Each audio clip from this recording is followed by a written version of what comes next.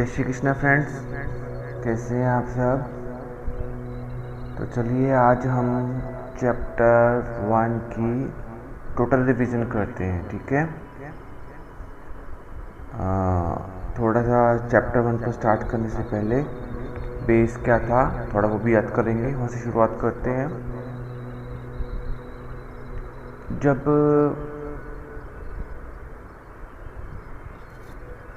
Cheating के साथ दुर्योधन ने सारा उनका राज्य हड़प लिया द्यूतक्रीड़ा में, और उसके बाद उनको 12 वर्ष का वनवास भेज दिया पांडवों को। और पांडव जब 12 वर्ष का वनवास काट कर और उसके बाद 1 वर्ष का अज्ञातवास काट कर वापस आए और आकर अपना राज्य वापस मांगा, तो दुर्योधन ने उनको एक सुई की नोक जितना भी राज्य देने से इनकार कर दिया। तो फिर अपनी माता कुंती की आज्ञा को मानकर पांडवों ने युद्ध करने के लिए उनके साथ तैयार हो गए। तो जब ये युद्ध के लिए दोनों सेनाएं अपने सामने आमने सामने खड़ी हुई कुरुक्षेत्र मैदान में, धृतराष्ट्र अंधे थे लेकिन इसकी वजह से वो युद्ध नहीं लड़ पा रहे थे। तो वो अपने हॉल में अपने जो उनका राज्य था वहीं पर बैठकर इसका हाल देखना चाहते थे। तो इसके लिए जो वेदव्यास जी थे उन्होंने अपनी दिव्य दृष्टि संजय जी को दे दी कि आप उस टोटल जो वहाँ का वृतांत है वो आप इनको बता दीजिए, आप भी देख सकते हैं, इनको बता दीजिए। तो वेदव्यास जी की दिव्य दृष्टि से संजय जी ने सारा वृतांत और सैनिकों के मन में क्या चल रहा है इवन वहाँ तक भी वो सोचकर देखकर समझकर उसका एक एक वृतांत धृतराष्ट्र को बताते गए। तो पहला जो हमारा श्लोक था वो धृतराष्ट्र के वाद से ही आता है। धृतराष्ट्र ने संजय से बोला कि हे संजय, इस धर्म भूमि कुरुक्षेत्र में एकत्रित हुए युद्ध की इच्छा से मेरे और पांडव पुत्रों ने क्या किया, मुझे बताइए। संजय जी ने जवाब दिया कि हे राजन, उस समय पांडवों के व्यूह रचना को देखकर राजा दुर्योधन द्रोणाचार्य जी के पास गए और उनको पास जाकर बोले कि हे आचार्य, आप देखिए आपके सामने आप ही के शिष्य द्रुपद पुत्र धृष्टद्युम्न ने इस व्यूह रचना को खड़ा कर दिया है, और इस महान सेना को देखिए आप, इस महान सेना को देखिए आप जो इस वक्त आपके सामने खड़ी है। इस सेना में बड़े बड़े धनुष वाले युद्ध में भीम और अर्जुन के समान अनेक शूरवीर हैं।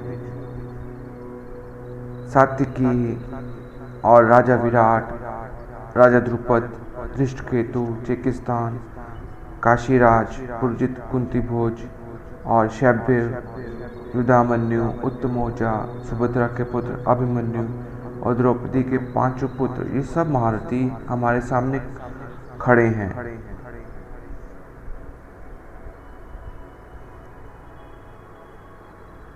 फिर वो बताते हैं दुर्योधन की हे आचार्य, ये तो सेनाएं जो हमारे सामने हमारी तरफ खड़ी हैं हमसे लड़ने के लिए, अभी मैं आपको जो हमारी ओर से खड़े हैं उनके बारे में भी आपको बता देता हूँ।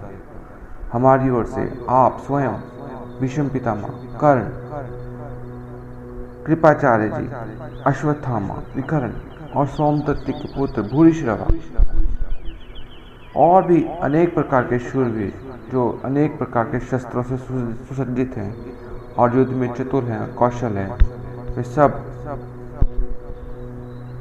वे सब मेरे लिए अपने जीवन की आशा को त्याग कर यहाँ पर युद्ध में मेरे सामने आए हैं। ये सब हमारी ओर से खड़े हैं।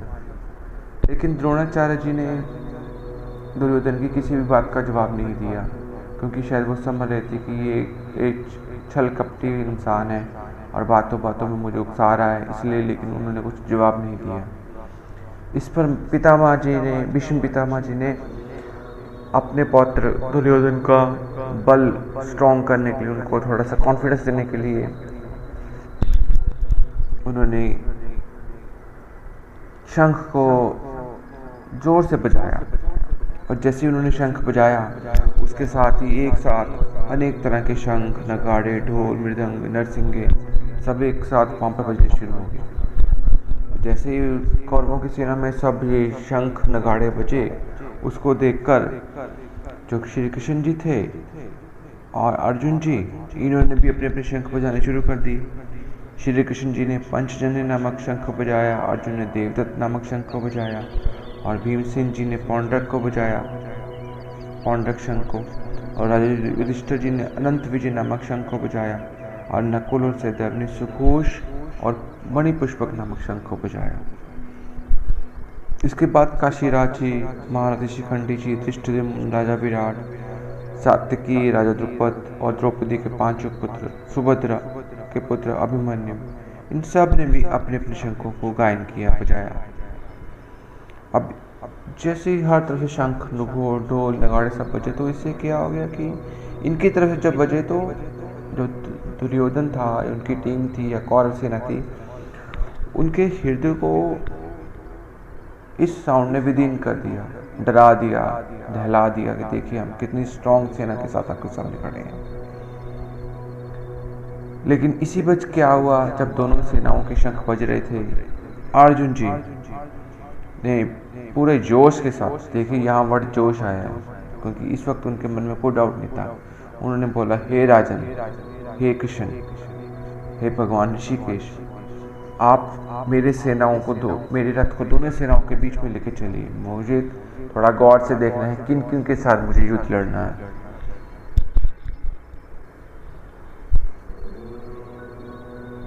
वो कहते थे मैं देख लूं कि विपक्षी सेना में कौन कौन से व्यक्ति हैं जो मेरे से युद्ध लड़ने के लिए मेरे सामने आए हैं, मैं इनको देखना चाहता हूँ, और कौन कौन से ऐसे दुर्बुद्धि हैं जो दुर्योधन के साथ मिलकर इस युद्ध को करना चाहते हैं, जिनको पता है कि दुर्योधन दुर्बुद्धि है लेकिन फिर भी वो उसका साथ देना चाहते हैं।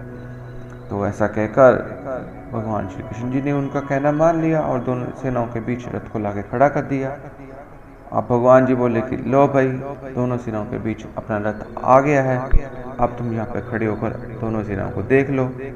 अब कृष्ण जी बड़े चतुर थे, उनको पता था कि अर्जुन के मन में ये सब कुछ होने वाला है, तो उन्होंने जानबूझकर रथ को कहाँ खड़ा कर दिया, जहाँ पर स्पेसिफिकली उनका जरा प्रेम था अपने आचार्य टीचर के साथ और अपने पितामह के साथ। तो उस सेनाओं के बीच में वहाँ पर जाकर रथ खड़ा कर दिया। अब भगवान जी बोले कि देख लो जी। अब अर्जुन जी ने वहाँ से देख रहे हैं अपनी पूरी सेनाओं को कि ये तो मेरे टीचर आ गए, मेरे गुरु हैं जिनसे मैंने शिक्षा ग्रहण की। ओह, अब तो मुझको इनसे लड़ना पड़ेगा। मेरे पितामह हैं, मेरे चाचा, दादा, परदादा, मामा, भाई, पुत्र, पौत्र, मित्र, सगे संबंधी सब तो मेरे सामने खड़े हो गए। अब यहाँ से उनके मन में थोड़ा सा करुणा जाग गई, जो कुटुंब का प्रेम था वो जाग गया। देखते सारे उनके मन में शोक आ गया कि ओहो, उनको डर नहीं लगा। देखिए, ना वो घबराए हैं, ना वो डरे हैं कि मेरी मृत्यु होने वाली है। उनके मन में यही आ गया कि ओह, ये कुटुंबियों को तो मैं मार दूंगा, ये कुटुंबी सब मारे जाएंगे। ऐसा आते ही उनके मन में शोक आ गया।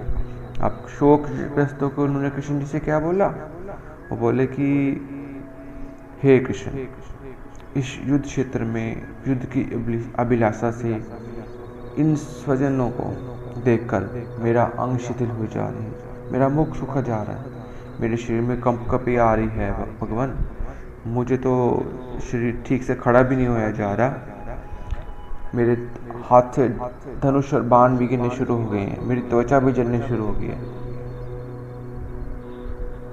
वो कह रहे कि केवल बॉडी में ही सब कुछ नहीं हो रहा, मेरे मन में भी शंका पैदा होनी शुरू हो गई है कि मुझे तो सब कुछ अब विपरीत ही लगने लग गया, कि सब कुछ तो अच्छा नहीं होने वाला है। मुझे लगता है कि इनको मारकर हम किसी का कल्याण नहीं होगा। अब उनके मन में द्वंद्व चलना शुरू हो गए। वो कहते हैं कि भगवान, मुझे लगता है कि ना तो मैं विजय चाहता हूँ और ना ही मुझको भी राज्य ये सुख चाहिए। ट्रैक से आउट हो गया। वो कहते ना मुझे विजय चाहिए, ना मुझे जीत चाहिए, ना मुझे राज्य चाहिए, ना मुझे सुख चाहिए। हे गोविंद, जब मेरे चाहने वाले ही मेरे सामने नहीं रहेंगे तो फिर मुझको ये सब किसके लिए करना है ना? तो मुझे ये सब नहीं चाहिए। गुरुजन, मेरे चाचा, मेरे ताऊ, सब सगे संबंधी, सब लोग तो यहीं पे हैं, सबको मुझे मारना पड़ेगा। वो कहते कि हे भगवान, आप तो इस राज्य की बात कर रहे हैं, यदि इनको मारकर अब मुझे त्रिलोक का राज्य भी मिल जाए तब भी मैं इनको नहीं मारने वाला। मुझे लगता है कि इनको मारने पर सबसे बड़ा महापाप लगेगा। क्यों लगेगा? क्योंकि ये सब मेरे भाई लगते हैं। वो कहते कि इन आतताइयों को, उनको पता है कि ये आतताई हैं। आतताई कौन थे? जिन्होंने अत्याचार किया था, जो अत्याचार करता है, जो दूसरों का राज्य छीनता है, दूसरों की बहू बेटियों पर बुरी नज़र रखता है। उनको पता है कि ये आतताई है, पर वो कहते कि फिर भी है तो मेरे पुत्र समान ही, मेरे पिता समान, मेरे भाई समान। तो जैसे कोई अपना बेटा कोई गलत काम करे फिर भी हम उनको नहीं मारते बल्कि उनको समझाते हैं। तो इसलिए इन आतताइयों को मैं नहीं मारूंगा, क्योंकि इनको मारने से मुझे पाप लगेगा। वो कहते हे बांधव, दासों के पुत्र को मारने के लिए हम योग्य हैं ही नहीं, क्योंकि अपने कुटुंब को मारकर कोई भला कैसे सुखी रह पाएगा। और वो कहते कि अभी देखिए, अब मेरे को लग रहा है कि इसको उनको मारने से मैं अपने कुल का खुद ही नाश कर दूंगा, और कुल का नाश होने से दोष उत्पन्न हो जाएगा, और मित्र द्रोह का मुझे पाप लगेगा, और मुझे महान पाप भी लगेगा। और कुल के दोष उत्पन्न होने वाले पाप से हमें हट जाना चाहिए। आप इस पर क्यों नहीं विचार करते? इस पर विचार कीजिए। वो कहते कि फिर वो कहने लगे कि देखिए, अब कुल के नाश होने से कुल धर्म भी नष्ट हो जाएगा। धर्म का नाश होने से संपूर्ण कुल को क्या होएगा? अब पाप या अधर्म उसको दबा लेगा, क्योंकि घर की जो स्त्रियां बचेंगी, बच्चे बचेंगी, उनको ऊपर अधर्म का राज हो जाएगा। अधर्म का राज्य हो जाएगा तो कल कुल की स्त्रियां दूषित हो जाएंगी, और स्त्रियों के दूषित होने से क्या होएगा? वर्ण संकर पैदा हो जाएगा। वर्ण संकर यानी कि जो संतानें आने वाले टाइम में उत्पन्न होंगी फिर वो अधर्मी होंगी और वो संस्कारों को समझने वाली नहीं होंगी। तो इस तरह हमारा कुल का संपूर्ण रूप से घात हो जाएगा, और कुल में हमें नरकों के लिए जाना पड़ जाएगा। और जो हमारे यहाँ पिंड की जो क्रिया चलती है, पितरों को दान देने की, वो क्रिया से भी हम लोग लुप्त हो जाएंगी, क्योंकि संतानों को समझाने वाला नहीं होगा, अधर्मियों की संतानें होंगी, वर्ण संकट से पैदा संतानें होंगी। तो इससे जो हमारे पितृ लोग हैं जो ऊपर ऊंचे घरों में बैठे हुए हैं वो भी नीचे गिर जाएंगे। और कुल मिलाकर वर्ण संकट से हमारा कुल का सनातन धर्म जो सनातन काल से चला आ रहा है, और जाति धर्म भी जो पूरी जाति का धर्म है, ये सब नष्ट हो जाएगा। और इससे क्या होगा कि हमें जो है अनिश्चित काल तक नरकों में राज्य भोगना पड़ेगा। भगवान, कितने शोक की बात है कि इतने हमारे इसको जानकर भी हम लोग इतना बड़ा महापाप करने के लिए तैयार हो गए हैं। और देखिए, हम सब जो है सेना को लेके इनसे लड़ने के लिए, अपने स्वजनों को मारने के लिए सामने आ गए हैं। अभी देखिए वो बातें करते जा रहे हैं, और भगवान कृष्ण जी मन ही मन मुस्कुराते जा रहे हैं और कहते बेटा तो बोल ले, अब तेरे जो भी मन में आ रहा है तो वो एक बार अच्छे से डिसीजन में आ जाए, फिर मैं तेरा इलाज करता हूँ। तो वो अपनी बातों को और आगे बढ़ाते हुए कहते कि अभी देखिए भगवान, अब तो मैं आपको सीधी सी बात बोल देता हूँ कि इस युद्ध को अब मैं किसी भी हालत में नहीं करने वाला।